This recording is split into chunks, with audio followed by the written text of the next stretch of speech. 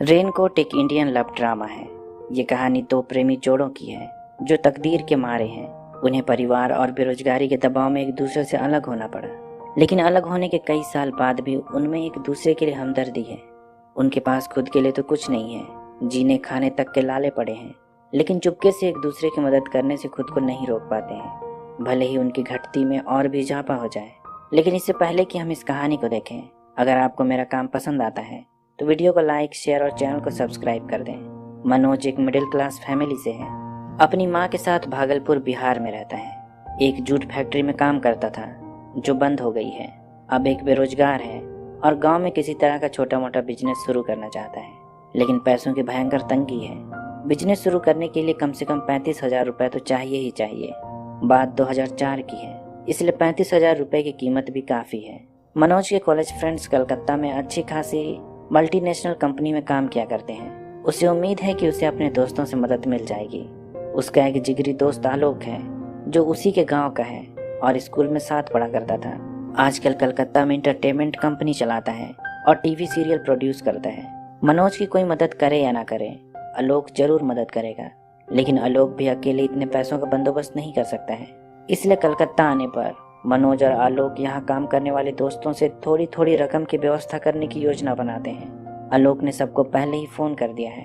उन्होंने एक चिट्ठी भी लिखी है जिसमें मनोज की पूरी कहानी है कि कैसे जूट फैक्ट्री बंद होने के बाद उसे आर्थिक तंगी से गुजरना पड़ रहा है। बिजनेस शुरू करने के लिए वो दोस्तों से मदद की उम्मीद करता है, लेकिन मनोज बड़ा ही स्वाभिमानी व्यक्ति है।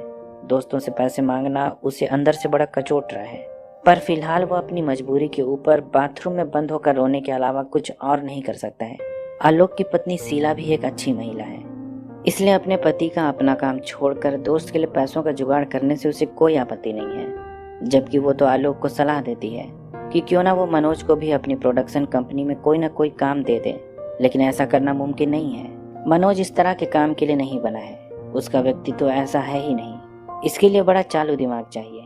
आलोक ने ऑफिस जाने से पहले मनोज को उन दोस्तों के पते थमा दिए जहां उसे आज जाना है।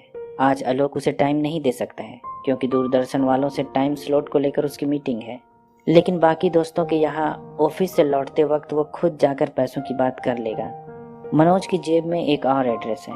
निकलने से पहले वो आलोक से पूछता है कि ये एड्रेस कहाँ पर है। जब आलोक एड्रेस में नाम देखता है वो बड़ा गुस्सा हो जाता है क्योंकि ये एड्रेस मनोज की एक्स गर्लफ्रेंड नीरू का है। 6 साल पहले उसने एक अमीर आदमी से शादी कर ली थी।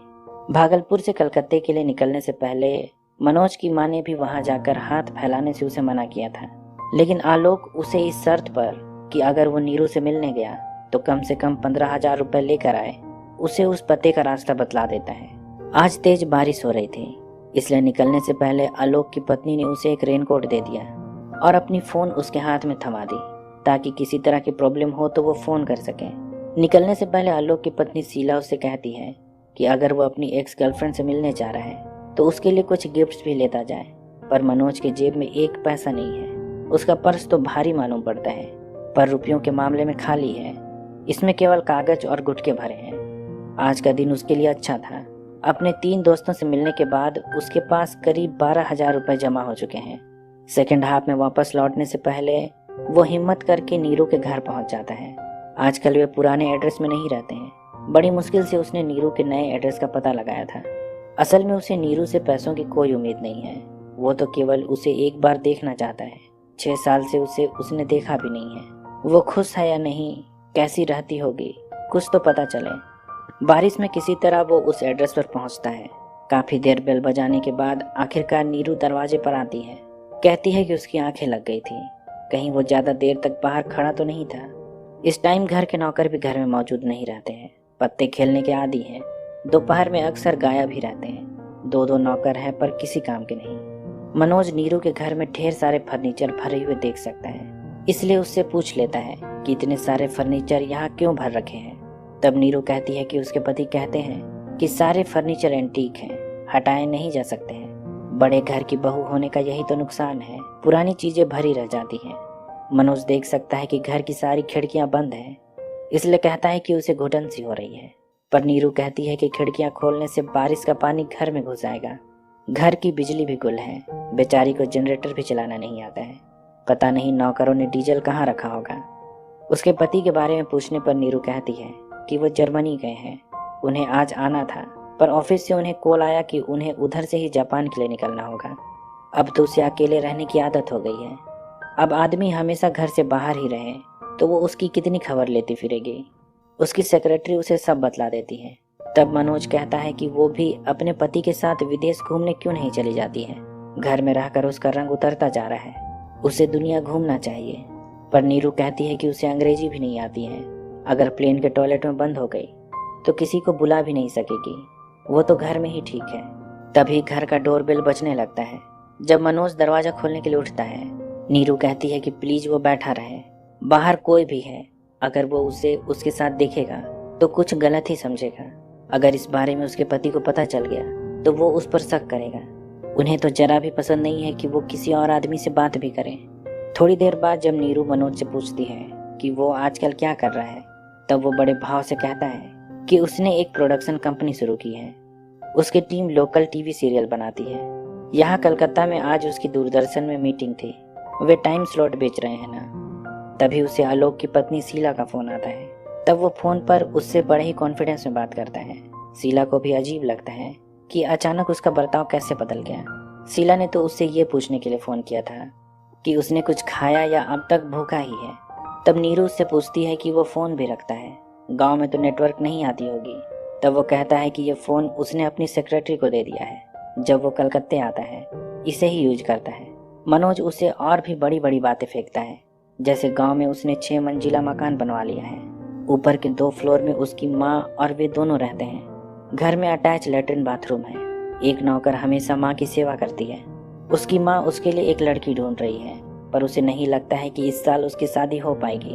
अगर दूरदर्शन में स्लॉट मिल गया तो इस साल उसे प्रोडक्शन का काम शुरू करना होगा, फिर वो बड़ा बिजी हो जाएगा। सीरियल प्रोडक्शन और दूरदर्शन में स्लॉट बुकिंग के लिए मीटिंग वाली बात आज सुबह ही उसने अपने दोस्त आलोक के मुंह से सुना था। तब नीरू कहती है कि उसे अपनी सेक्रेटरी से बचकर रहना चाहिए। फोन पर कैसे वो उससे फ्लर्ट कर रहा था। उन दोनों की बातें करते काफी समय बीत गया था। अब तक उसने मनोज को केवल चाय ही पूछा है, इसलिए कहती है कि वो क्या खाना पसंद करेगा। तब वो कहता है कि वो हर्बल डाइट पर है, उसके खाने की चिंता वो ना करे। ऐसे भी उसे दोपहर में ना खाने की आदत है, गुटखा खा लेता है तो भूख नहीं लगती है। नीरू भी कहती है कि वो भी डाइट पर है, इसलिए फ्राइडे को केवल खिचड़ी खाती है। उसका ट्रेनर डाइट के मामले में बड़ा सख्त है। ऊपर से नौकर भी अब तक नहीं आए हैं, घर में कुछ भी खाने को नहीं बना है। वो 2 मिनट में बाहर से उसके लिए कुछ खाने को ले आएगी। अब तक बारिश हो ही रही थी, इसलिए नीरू ने मनोज का ही रेनकोट ले लिया और अच्छे से चेहरा ढककर बाहर चली गई। मनोज भी अकेला घर में बैठा बैठा क्या करता। अब तो बारिश भी थोड़ी थोड़ी कम होने लगी थी, इसलिए सिगरेट पीने के लिए घर की खिड़कियां खोल दी। थोड़ी देर बाद खिड़की पर एक आदमी ने उसे आवाज लगाई कि क्या वो 1 मिनट के लिए गेट खोल सकता है। उसे जोर का टॉयलेट आया है, जैसे ब्लाडर फट जाएगा। 1 सेकंड भी रोकना मुश्किल है। आसपास में कोई पब्लिक टॉयलेट भी नहीं है, क्या वो बाथरूम यूज कर सकता है। उसकी बातों में आकर मनोज घर का दरवाजा खोल देता है। टॉयलेट इस्तेमाल करने के बाद जब मनोज कहता है कि अब वो जा सकता है, तब वो आदमी कहता है कि इतने देर से वो बाहर इंतजार कर रहा था, अब अंदर आ गया है तो ऐसे ही नहीं जाएगा। तुम कौन हो जो मुझे अपने ही घर से बाहर निकाल रहे हो। तब मनोज कहता है कि वो नीरू के गांव से आया है, एक ही मोहल्ले में पला बढ़ा है, कलकत्ता आया तो सोचा कि उसका हाल चाल जान ले। मनोज कहता है कि उसे पता नहीं था कि वो उसका हस्बैंड है। तब वो आदमी कहता है कि वो उसका हस्बैंड नहीं है, क्या वो अब भी इतना जवान लगता है। उसने तो ये कहकर उसका दिन ही बना दिया। वो आदमी कहता है कि वो मकान मालिक है, हर रोज किराया वसूलने के चक्कर में यहाँ आता है, पर वो दरवाजा ही नहीं खोलती है, सारी खिड़कियां बंद रखती है। आज भी वो सुबह से घर के बाहर ही था। तुम रिक्शे में आए, बेल बजाए और अंदर चले गए, उसने सब देखा है। तब मनोज कहता है कि ये घर तो नीरू के हस्बैंड का है। तब मकान मालिक कहता है कि फिर वो ये भी कहेगी कि ये फर्नीचर भी उसका है। अजी ये सब तो नाटक कंपनी का है, बड़े चालाक लोग हैं ये। उसी के मकान को नाटक कंपनी का गोदाम बना दिया, उनसे भाड़ा भी वसूलते हैं। अगली बार आओगे तो फर्नीचर का नया सेट मिलेगा। तब मनोज कहता है कि उसने तो शादी के टाइम देखा था कि उसके हस्बैंड का परिवार अच्छा भला सेटल था। तब मकान मालिक बतलाता है कि एक दिन उसके पति ने उसे एक बड़ी कंपनी का रिकमेंडेशन लेटर दिखाया, सो उसने मकान भाड़े पर दे दिया। लेकिन जब भाड़ा समय से नहीं मिलने लगा तो उसने इंक्वायरी की, तब पता चला कि लेटर फर्जी था। बाबू तो नौकरी पहले ही छोड़ चुके थे, जिस कंपनी में काम करते थे वहाँ फ्रॉड किया, तो नौकरी चली गई। दूसरी कंपनी ज्वाइन की, इसमें भी वही सब किया, वहाँ से भी निकाल दिया गया। फिर तो बेरोजगार हो गए, घर में बैठे बैठे शराब की लत लग गई। अब आधी रात में आएगा तो शराब के नशे में धुत होकर। मकान मालिक कहता है कि वो उन्हें 2-3 दिन में यहाँ से निकालने वाला है। उनका 4,000 रुपये महीने के हिसाब से 10 महीने का 40,000 रुपये बकाया है। कहाँ से देंगे पैसे? खाने तक के तो पैसे नहीं हैं। उसे तो गांव की उसकी पत्नी नीरू के लिए बुरा लगता है। जब तक मकान है कम से कम सिर छुपाने के लिए घर तो है, लेकिन वो भी कब तक बर्दाश्त करेगा। तब मनोज मकान मालिक को 3 महीने का 12,000 रुपये किराया दे देता है। उसके पास अभी केवल इतने ही पैसे थे। अपने दोस्तों से उसे इतने ही मिल सके थे। वो मकान मालिक से कहता है कि वो फिलहाल 12,000 रुपये से काम चला ले और कुछ भी करने से पहले उसे एक बार चिट्ठी जरूर लिखे, वो कुछ ना कुछ जुगाड़ कर देगा। तब मकान मालिक 3 महीने की रसीद काटता है और उसके हाथों में थमा देता है। फिर वहाँ से चला जाता है। मनोज ने नीरू के नाम एक चिट्ठी लिखी, फिर इसे रसीद के साथ मोड़कर पलंग के नीचे रख दिया ताकि उसके जाने के बाद वो ये रसीद देख सके कि उसने 3 महीने का किराया भर दिया है। मनोज को नीरू का यह हाल जानकर बड़ा दुख है। वो उसके पूरे घर में घूमता है। जब वो किचन में जाता है, देखता है कि सच में किचन में खाने का कोई भी सामान नहीं है। थोड़ी सी खिचड़ी है जिसे नीरू ने कटोरे में ढक कर रखा है। घर की हालत बड़ी ही खराब है। बाथरूम में देसी शराब की ढेरों बोतलें भरी है। मकान मालिक सच ही कह रहा था। थोड़ी देर में नीरू वापस आ जाती है। उसने होटल से गर्मा गर्म पूरी सब्जी बनवा लाई है। बातें करते करते मनोज उससे अपने नए प्रोडक्शन कंपनी के बारे में बतलाता है। जाहिर सी बात है कि उन दोनों के बीच सारी बातें मनगढ़ंत हैं। ना तो मनोज कोई प्रोडक्शन कंपनी चलाता है और ना ही नीरू भी यहाँ सुख से है। दोनों की हालत एक जैसी है, लेकिन इसके बावजूद भी कि नीरू के पास खाने के लिए पैसे तक नहीं है और एक वक्त भूखे रहकर काम चलाना पड़ता है। उसने मनोज के लिए पूरी सब्जी बनवा दी। जब मनोज उससे इसमें से कुछ खाने के लिए कहता है, तब वो कहती है कि उसके डाइटिशियन को पता चल जाएगा, उसका वजन बढ़ सकता है। इस डर से तो वो कोल्ड ड्रिंक तक नहीं पीती है। खैर, अब मनोज को जाना होगा। जाने से पहले मनोज कहता है कि वो उससे मिलने आता रहेगा। तब नीरू कहती है कि वे 2-3 दिन में नए फ्लैट में शिफ्ट हो रहे हैं, पर उसके पास नए फ्लैट का एड्रेस नहीं है, उसके पति ही जानते हैं। तब मनोज कहता है कि वो जहाँ भी रहेगी वो उसे ढूंढ लेगा। फिर वो वापस अपने दोस्त आलोक के घर लौट जाता है।